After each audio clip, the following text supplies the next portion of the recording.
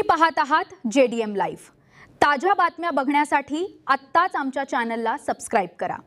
शम्मी यांचं प्रकाशन झालेलं शिवाजी कोण होता हे पुस्तक, ज्याच्यावर गोविंद पानसरे साहेबांचा उल्लेख केला पण त्याचा लेखक म्हणून उल्लेख नाही, त्या पुस्तकाच्या संदर्भात मी प्रकाश शम्मी यांना फोन करून, प्रकाश भाऊ आपण हे पुस्तक प्रकाशित केलं आहे का, इथून मी सुरुवात केली। छत्रपती शिवाजी महाराज हे करोडो देशवासियांचं दैवत आहे। त्यांना महाराष्ट्रात संपूर्ण देशामध्ये आपण सगळेजण दैवत मानतो। त्यांचा कुठेही उल्लेख करताना श्री छत्रपती शिवाजी महाराज असाच उल्लेख केला जातो। आणि यापूर्वी सुद्धा विधानसभेमध्ये मी राज्यातल्या जेवढ्या संस्था असतील ज्याला शिवाजी नाव असेल त्या शिवाजीच्या ऐवजी छत्रपती शिवाजी महाराज अशा नावाच्या संस्थामध्ये दुरुस्ती करावी आणि हे नाव टाकावं असं आग्रही मागणी मी केली।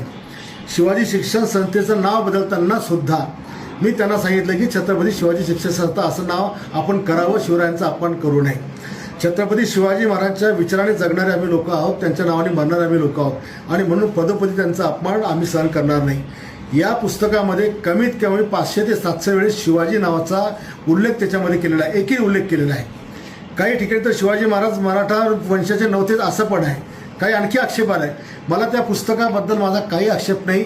ज्यांनी कोणी ते पुस्तक प्रकाशन केलं त्यांनी फक्त छत्रपती शिवाजी महाराज यांचा सन्मानजनक वापर त्या ठिकाणी करावा।